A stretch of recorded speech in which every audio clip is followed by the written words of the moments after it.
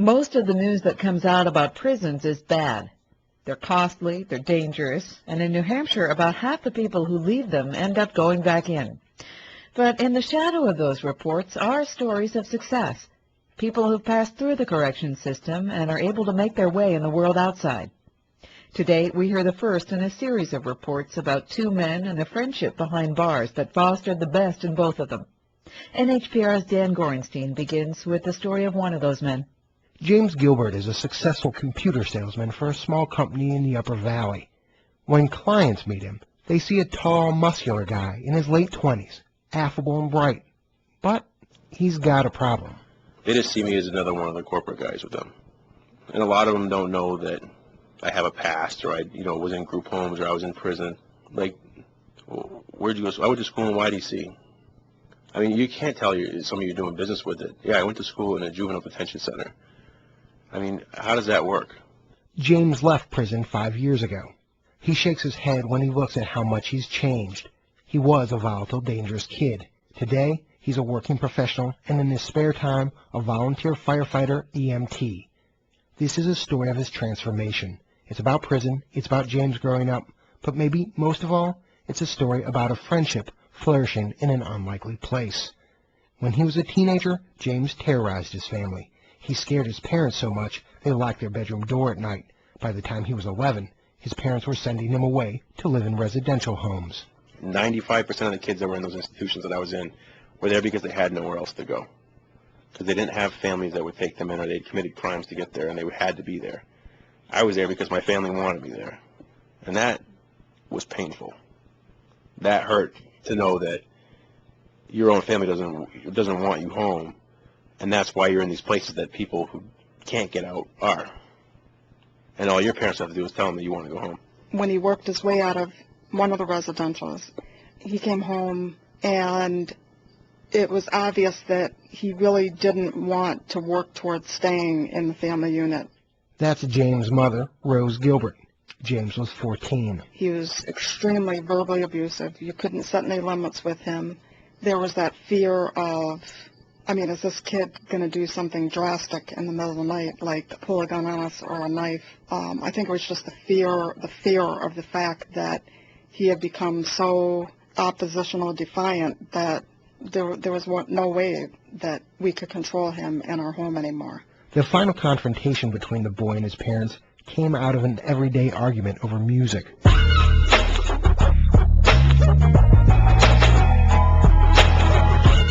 Rose and Ed had banned harsh rap in their home, and one day, Ed heard the forbidden sounds thudding in the boy's room.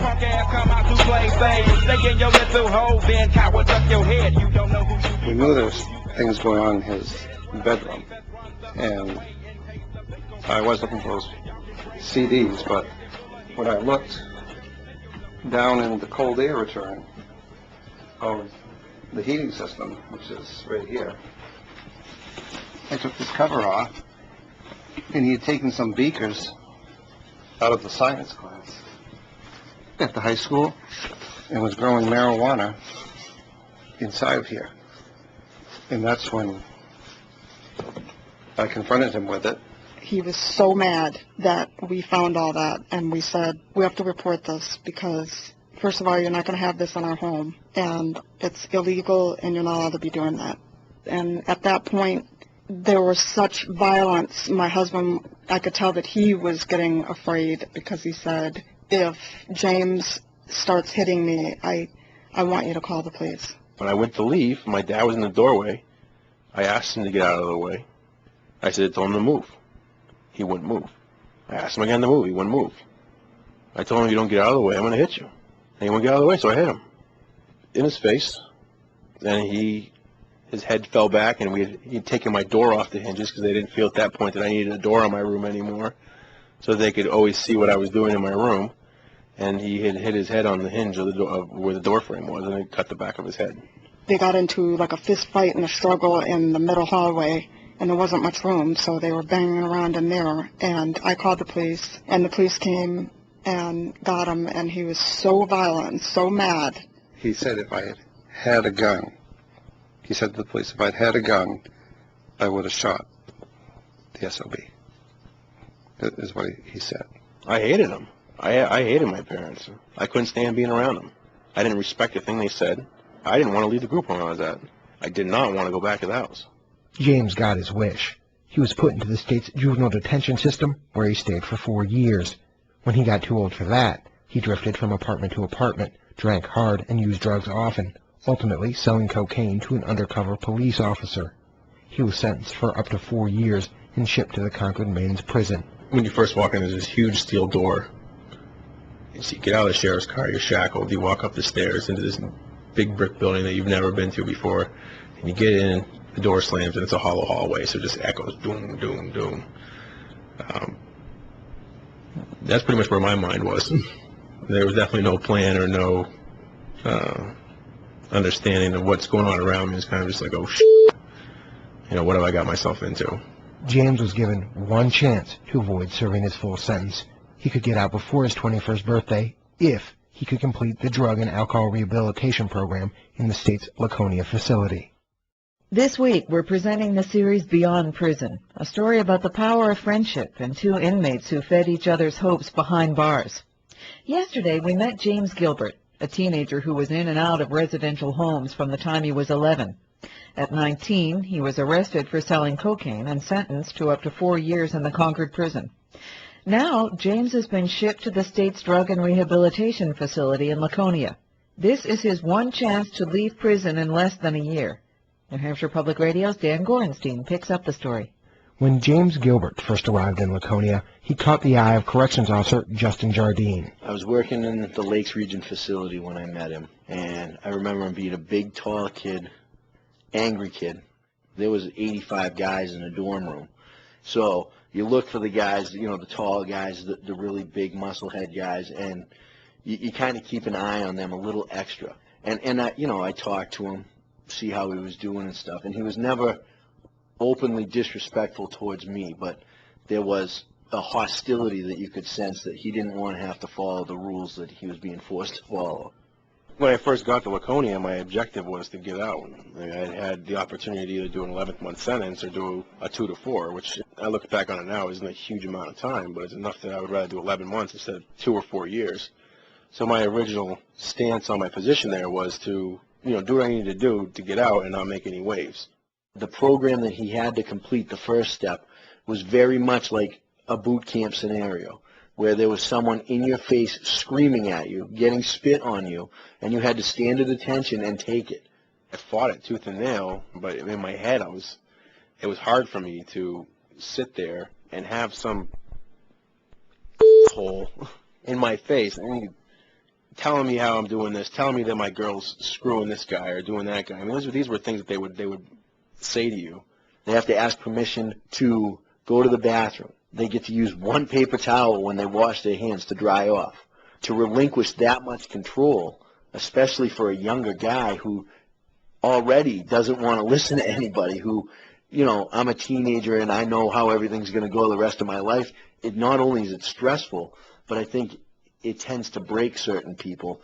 And I'm not saying that he was mentally broken by it, but that he couldn't deal with that type of environment.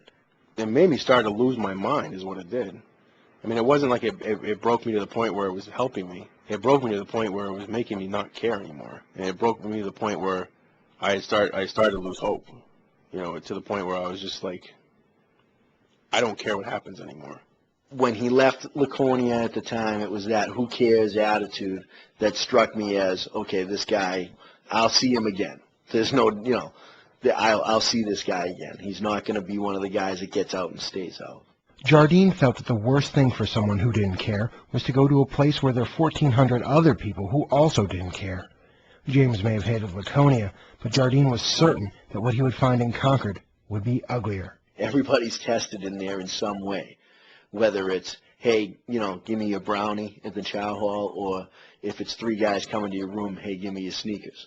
And I think it involves a lot on how you react to being tested by the other guys in there as to what type of vulnerability you have at a later date, The unit that I was on, and when I first got there in H building, was just eight-man cell. So you have like 4 bunk beds, all tightly put together in this small cell, and you all share like a common space. It's packed the places are always like dim and dark. It wasn't. I used to call that gladiator school. I mean, you end up usually getting a lot of the young kids over there. You get a lot of the really rambunctious people. Like I remember a few times, just people just going wacko and throwing stuff around, and to the point where they locking the entire pod down. I mean, it was just kind of like a free-for-all on that unit. James responded in kind. He got into fights. He taunted the guards. You're angry after 11 months or 12 months. Friends stop coming. The only people that may straggle along for that period of time is some family members. But at that point, you become, you're by yourself, and you're surrounded by depression. You're surrounded by filth. Just the world seems crazy around you, and you don't really seem like there's a lot of hope. After 8 months or so, the prison moved James off the gladiator school tier. He was no longer being housed with what James calls the reckless and the unresolved. He was now living on a pod. My first semester right there, I took statistics and intro to psych. That psych class actually kind of helped make things. It changed my perspective on the way that I viewed people. It started to make me understand. I think it definitely made me start to look back on where I came from with my parents. And I did get a lot of resolve from that one college class, and understanding human behavior and understanding people's emotional paths and why they do the things they do. And it really made me, for the first time, take a look at maybe why my parents did the things they did, instead of blaming them, trying to understand them, and instead of blaming myself, trying to understand why I was acting the way I was acting, and just being like, trying to make sense of the whole situation, because it never made sense.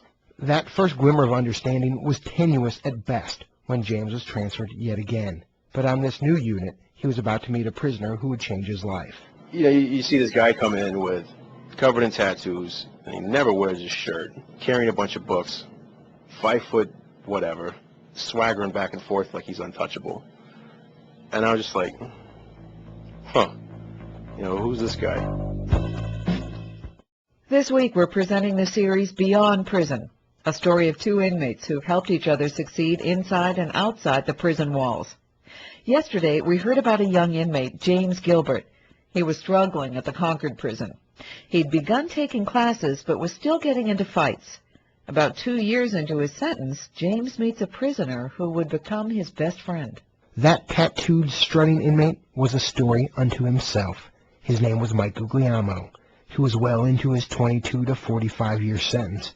One December night in the mid-'80s, he had begun firing shots at police from an apartment window. The last crime, my coup de grace that I committed in society, was a 5-hour standoff with the police while armed with a machine gun and a silencer, and over 100 rounds were fired. To me, that was the ideal way to go, or to die in a blaze of gunfire as like a hero, a soldier, charging a machine gun nest. And that's what I tried to fulfill. So I tried to get killed. I tried to realize my ideal death. Didn't work out that way. Instead, Mike was hauled off to prison. Deemed a danger to others, he was placed in solitary confinement. But even sitting alone in a cell didn't make Mike reassess his life.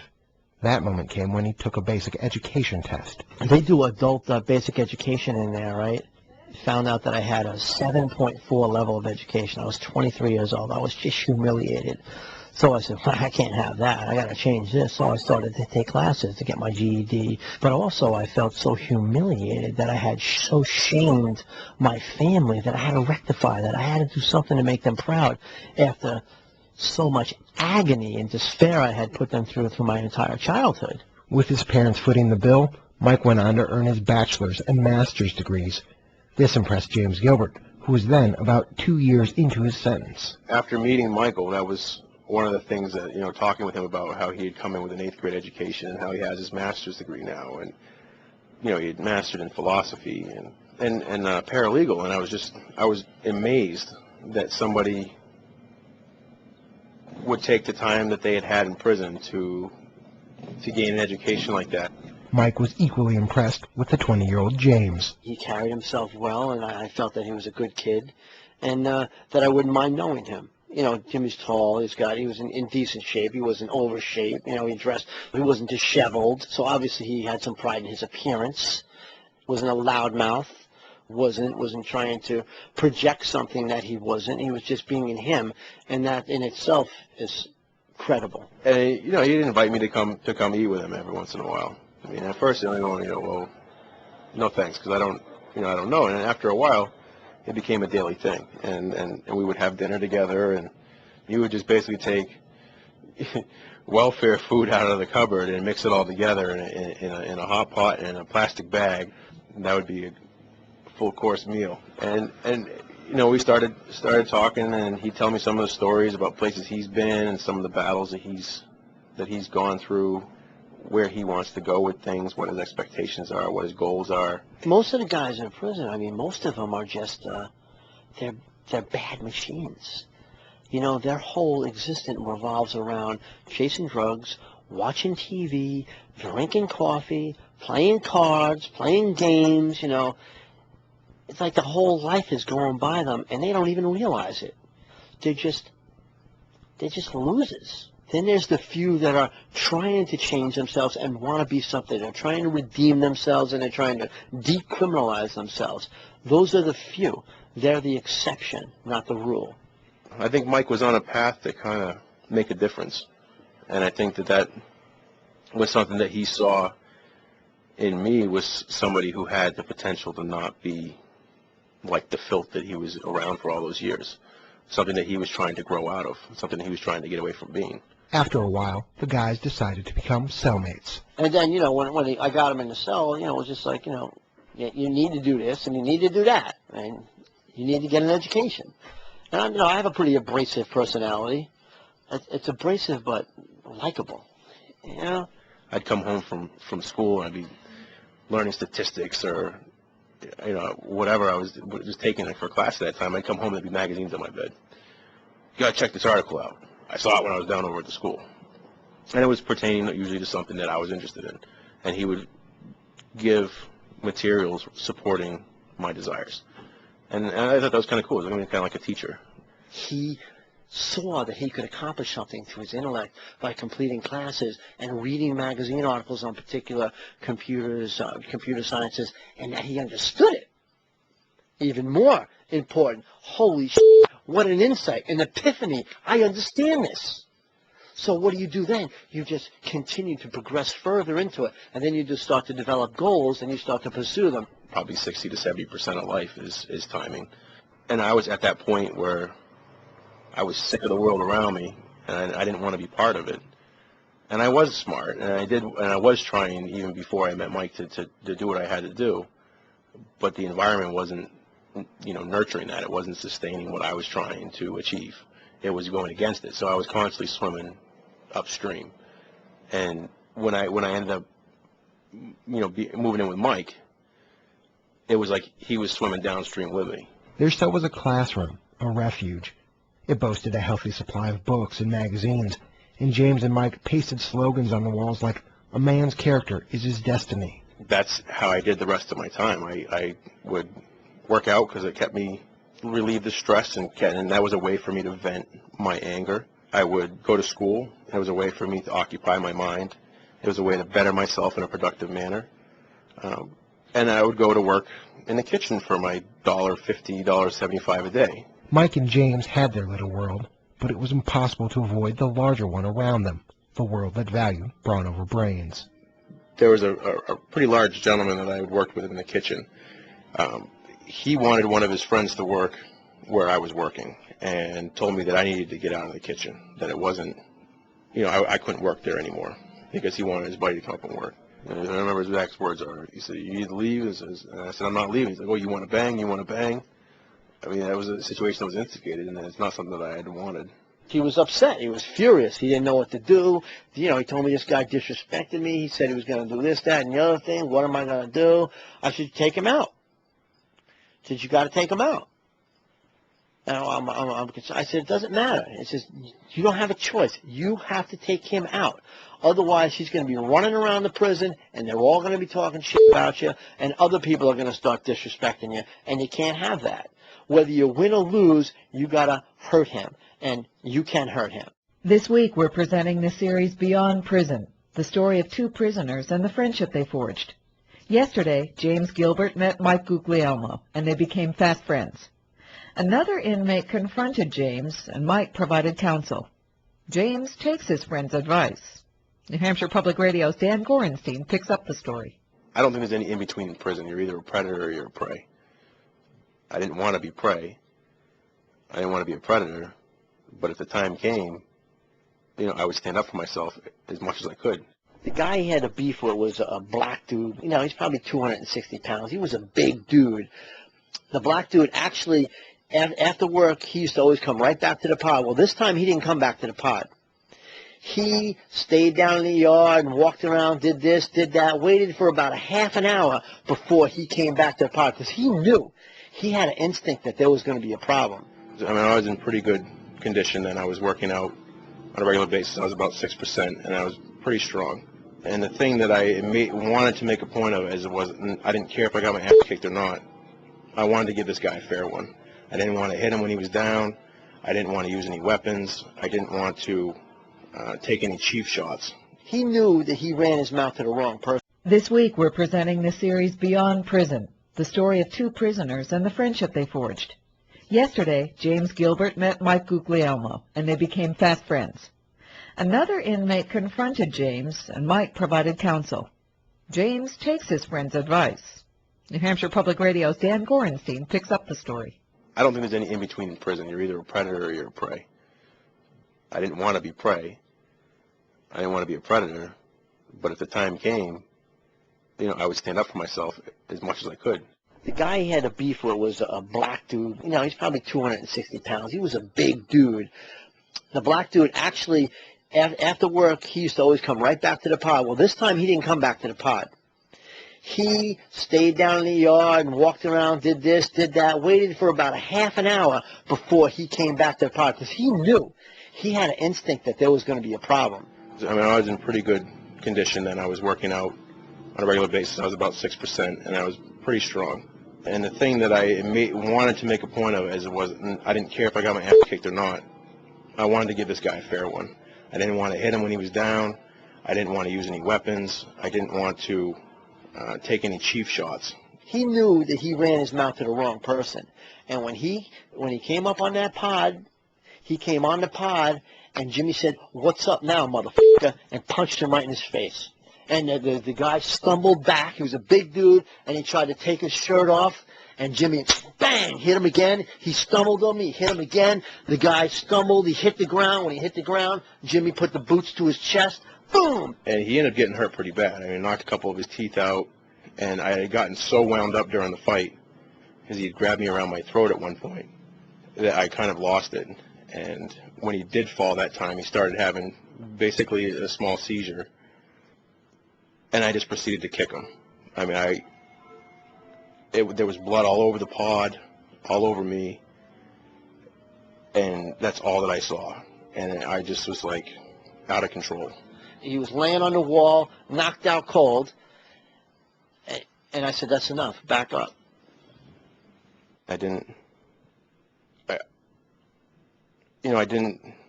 didn't really know what was going on, except for that there was this threat in front of me. And once I got away from him and out of that little bubble that I was in, I was like, oh, shit. What the hell just went on? The fallout from the fight was extensive. Both inmates spent time in solitary confinement. Rumors spread that the brawl was racially motivated, but Mike was well known throughout the prison, and he played the role of mediator and tamped down tensions. James came back to congratulations from many whites for battling a black man. But James says he had no interest in the racial politics inside the prison. He withdrew into his cell and his regular routine, pursuing education, hatching post-prison plans, and perhaps the most unusual part of that routine, the weekend parties he and Mike hosted. Every Saturday night was club night, so every night there would always be the old 70s and 80s dance music playing, and we'd have everybody out in the pod and pissing off the old guys in the pod, and then all the young guys would be out there dancing. Or all that old dance music stuff, Boogie Woogie, Grandmaster Flash, and, Double Dutch Bus, DJ Saved My Life Tonight, all different stuff, Donna Summers, and of course Barry White was great. I love Barry White. When we met, the red right here to me. What you had in store was ever only me.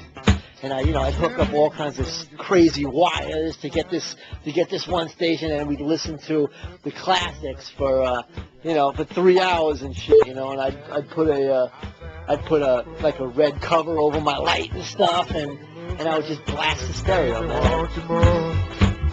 I did not know you had been hypnotized. I'd be in the cell dancing, have the door open, pop out of the cell dancing, and people just walk by crazy, out of his mind. That was one of my rewards, or that was my serenity, my peace, was to listen to club night, have club night on a Saturday night, and listen to all the old classic dance music from Vinnie Peruzzi, who's dead now. Whether it was moments like club night or coursework, Mike liked what he was seeing in James. But when it came to James' relationship with his family, he wasn't meeting Mike's expectations. The older inmate was indebted to his family. They bought his school books. They paid his tuition to get his bachelor's and master's degrees in prison. Mike pushed James to reconnect to his folks. He didn't make me, but he would egg me on to call my parents and talk to them about stuff. Like if I ever told him something that pissed me off or whatever, he was like, well, why don't you call them and tell them? It's kind of like, I don't want to hear it. Why don't you tell your parents? But I think in his way, it was kind of his way of me communicating and opening up a channel of communication. You only get one family in life, and I could see that he wanted to make things right with them too. And when he invited his mother in to see his first weightlifting competition and try to make her proud and whatnot, and I got to meet her, I could see that they were trying to make things right. People do things wrong. Maybe they did some things wrong. Maybe he did some things wrong. Who's to blame? Who knows? Who cares? It's done. You can't go back. You got to go forward. And so I think everybody did. The first time I ever met Mike, That's Rose Gilbert, James' mother. was at the weightlifting, and he introduced himself, and I just went home feeling so good because I really liked how positive Mike was. I really liked how smart Mike was. I really liked how he always talked about how, yep, I've been telling James, family is everything. There's nothing like family. And I just thought on my way home, I was like, oh, what a gift. What a positive influence he has on James's life. And I honestly believe that might be why I could see some changes going on with James, too. He wanted that emotion and that support and that loving family and the pat on the back from the father. And he started to get all that, as he started to get closer to the end of his bid, and he started straightening out and educating himself and letting them know his plans. And he did that, and that's when things started to go away and get better. Since James was a preteen, his father, Ed Gilbert, believed prison would save his son.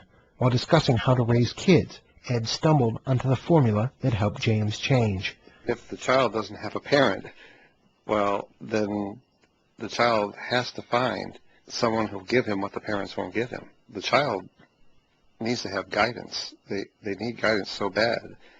And love. And Guidance love. and love. And love, yes. And children love to be within their parameters. They function so well within parameters. And if the parents aren't giving this to them, they need to find somebody that will. Today is the final installment of our series, Beyond Prison, a story of two inmates who've helped each other succeed inside and outside of prison. During 3 years in jail, James went from being a 19-year-old criminal with few prospects to a 22-year-old who was on track to have a regular life. James credited his cellmate, Michael A Guglielmo, with helping him reach that point. But James is getting out now, and Mike still has at least 5 years left to serve. New Hampshire Public Radio's Dan Gorenstein picks up the story. By the time James was eligible for parole, he could look back on his 3 years with some satisfaction. He had learned computer science, he had started rebuilding his relationship with his parents, he had even set a prison weightlifting record. But the one goal of anyone in prison is to get out, and James was ready to leave. The only thing he would lose was the time he would spend with his friend Mike Guglielmo. I remember the day I left, Mike gave me an address and a way to contact him. Because I always said I can't mail him direct. I was going to be on parole. He was going to be inside. That's not legitimate behavior. And I can understand and appreciate why. But he says to me, he handed me this piece of paper, and he says, Jimmy, I've been doing this a long time. He says, but this is the acid test of friendship. I says, the acid test? I says, well, what do you mean? Oh, the acid test of friendship? Yeah, the acid test of prison friendship is whether or not you ever hear from that person again. You know, because people always say, you know, I'm going to do this for you, I'm going to do that for you. Yeah, whatever. Now, when I get out, don't worry, I'm going to raise you, I'm going to take care of you, whatever. Yeah, whatever. Because people say it all the time, you never hear from them again. So that is the acid test of friendship. So prison friendship is whether or not it survives prison. You know, within the first 3 weeks that I was out, wrote a letter. Got a letter back. James no longer had the luxury of talking to Mike every day. On the other hand, he was finding a kind of support from his family that he had never had before. The last time James had gotten out of an institution, the juvenile detention center, he hadn't been allowed home. This time, his parents welcomed him. That, I think, was the point where the relationship with my parents really changed. And when it got to the point where they said, yeah, we'll take him home. You know, where they actually put themselves out there and took a risk and actually brought me home, you know, versus all the times when I was a kid where that didn't happen. And how could I say no? He was just so appreciative to have family and a place to stay. And I mean, the minute he left prison, I mean, we went and got sneakers and clothes and he made a lot of progress. Didn't get in trouble, was getting a job, was working along as parole officer. But while James and his parents knew how much he had changed, it was invisible to prospective employers. To them, he was just another ex-con. When I first got out, I worked at a company called Weathervane. It was a seafood restaurant. It was a really horrible job. I mean, it was stinky, hot, sweaty. And I'm an intelligent guy. Most people that were working there weren't really people who I saw. Either they were young kids or they were older people who kind of just were stuck doing what they were doing. And you're treated differently. They would want to put you in the crappy positions, whether it was pots and pans, or they would have you clean the grease traps, or they'd have you scrubbing fryer-laters, while they had other people doing the work that would be more desirable. James went through several dead-end jobs. He got tired of being marked by his prison record, and when he had the chance to apply for a job as a computer salesman, he hid his past. He didn't mention prison in the first interview or the second. For a month, James strung the company along. Finally, the interviewers called his bluff and challenged him to explain the 3-year gap in his work history. So I told him, I could begin to lay it all out here on the table, or I could tell you a story how I was in college for 3 years and I dropped out of school. That's why I don't have my diploma, blah, blah, blah. And I was like, well, here's the deal. I was like, when I was young, I made a mistake, and I got arrested for selling drugs, and I did a little bit of time. Now I'm out, and I'm here. Want to judge me on that? You can, if you want to look at the interviews prior, before you had this knowledge and you were looking at me as an individual and as a person with a skill set that could be an asset to your company. Then we could go that route. And we'll think about it. And they called me back probably 3 or 4 hours later that day and hired me. And I've been here 4 years now.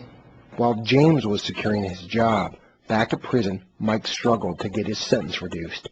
Mike's argument largely relied on his academic efforts, writing a thesis, earning his master's. He was eventually granted a hearing. He convinced the judge that originally sent him to prison in the 80s to come out of retirement and testify on his behalf.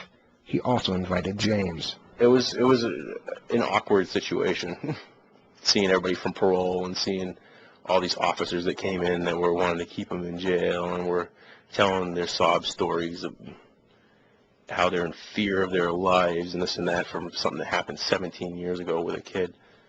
I mean, it was quite a drama. I got up, I introduced myself, and I was like, I'm James, I was Mike's cellmate. And I don't know what else to say, you know what I mean? And I said, I'm also a friend of his, and I was like, I said, this is, Mike's always had a goal of helping other people succeed and making changes, and I says, now I'm a successful sales rep at a computer company, and I says, I've been doing well for myself. And I was like, I don't think that I would have had all that if he wouldn't have had an impact on me. And I was like stuttering my speech, and I couldn't talk, and my thoughts weren't straight. So I felt like an idiot, and sat down quickly. That was the acid test right there. He stood up in a court and said, I lived with that man in a cell, and because of him, I'm a different person. Stood right up in open court and said that to a judge in front of a whole room full of cops that hated my guts. The karma repaid when he stood up. And to me, it was like, when Al Pacino was yelling everybody down and Scent of a Woman, right, when he was on stage going, "You're all a bunch of dogs, and you got a ship of rats, and you're all gonna sink," right? And after he said, "This is a man right here, and I'll go to war with him," and he said, "Ooh-ah!" That was like, when James did that, it was like, "Ooh-ah!" Yeah, there you go, right in your face. I did something good. I changed somebody in your system that you couldn't. And after that, it was kind of cool. His family and they all came around and were thanking me for coming, and brothers and sisters that I hadn't met before, friends of his from his childhood that I had never met before. I mean, it was kind of a cool place to meet his past and to meet his family, meet his roots. And it was kind of honoring to know that he was comfortable enough with me to want me to meet those people. Mike got his early release. Since then, Mike and James have managed well for themselves. Mike has his own siding company, owns a house, and supports a family. He snorts with a mixture of regret and pride, "I'm a taxpayer." James lives in a one-bedroom apartment in the Upper Valley. About 2 years ago, he became a volunteer firefighter. He took some tests, and a year later joined the volunteer EMT company. Now he sleeps next to a pager, ready to respond to car crashes late at night. Both men enjoy great success, especially compared to other ex-cons, and they achieved this, Mike points out, in spite of what he calls the felon's scarlet letter. We rehabilitated ourselves, or more properly, habilitated ourselves, and then become, productive members of society. Although many doors in society are continually slammed in our faces. For instance, me, I tried to, I have a master's degree. I tried to get jobs in law offices and everywhere. Didn't even get a call back. As soon as I see felon, you're all done. So I had to start my own business to make any money because no one's going to give me a break. Jimmy can't become a firefighter unless he can get his record expunged. James hopes to get his record expunged, but until that happens, his past continues to follow him around. Sometimes he literally bumps right into it. One night a call sent his EMT team to the house of a former school teacher. I walked into, a couple nights ago, actually, I walked into my teacher's house on an EMT call, and I was the first one in the front door. And the look on his face was just like shock, confusion, and terror all at the same time. This is the guy who's going to be treating his mother, James says he likes those moments when he gets the chance to prove to people, like his old school teacher, he isn't the person they thought he was.